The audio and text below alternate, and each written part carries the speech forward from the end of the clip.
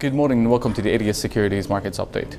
The US dollar yesterday bounced back sharply on the back of the durable goods data, which came in much better than expected and beating the estimates which were to decline. But the durable goods basically increased by 2% in July versus the 0.4% of a decline, the estimated 0.4% of a decline. In addition to that, also the core durable goods data on a month-over-month increased by 0.6%, which is double than the 0.3% estimated, and this is the second monthly increase in a row. In addition to that, or moreover, the previous reading for both were revised higher. However, the negative part of this story is the year-over-year data. The core durable goods order crashed by the most since the financial crisis, declining by more than 20%, or basically 20.4%. And in addition to that, this is the first time that we've seen such a decline since the financial crisis.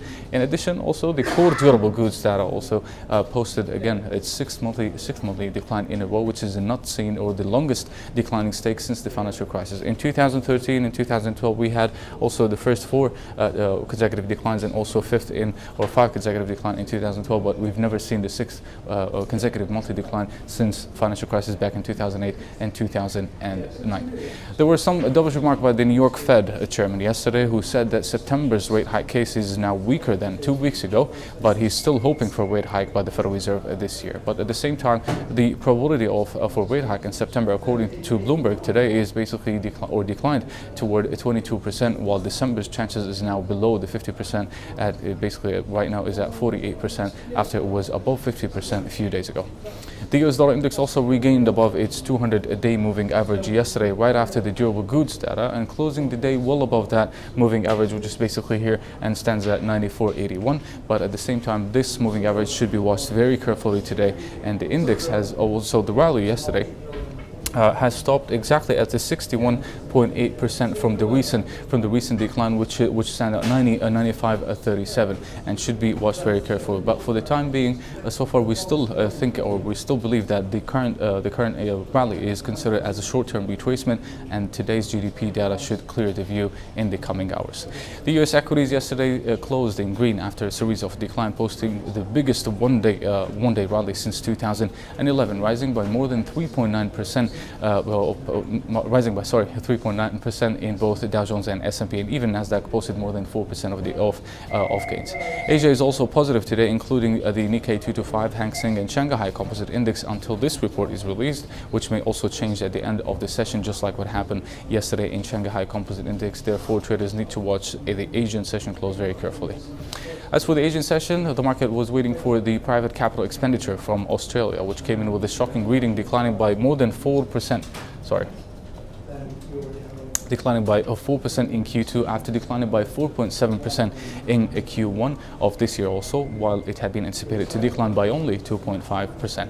And this is the fourth quarterly decline in a row, which is not seen since 1990s, leading the Aussie to decline across the board in Asia.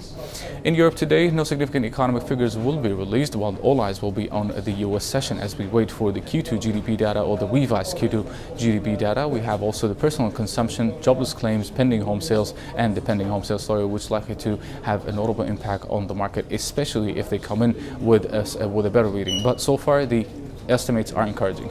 More importantly today, and most importantly, it's the Jackson Hole Day, where central bankers, finance minister, academics, and financial market participants from all over the world will be meeting at this event.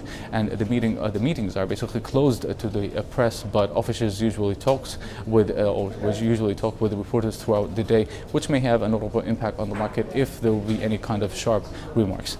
Going to some technicals, finally, we got stopped out yesterday, unfortunately, on our GBPUSD longs, or British pound or sterling dollar longs, very early yesterday at 56.20, which is again the 50-day moving average before, and the pair continues to decline further to back toward 54.60s before bouncing back above 155 earlier this morning. But so far the pair got some support from the 61.8% moving 61.8 Fibonacci from the recent rally, which basically also stands at the same level of the 100 100-day moving average, which should be watched very closely. But for today, I prefer to stand aside waiting for the US data.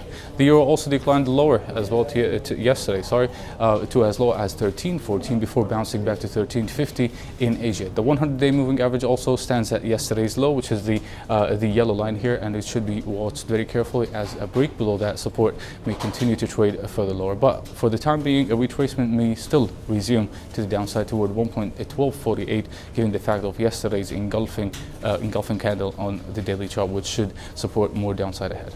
That's it for today. You can follow us on our social media sites, Twitter, Facebook, and YouTube to get the latest economic releases, reports, and analysis. Thank you for watching. I'll see you once again tomorrow.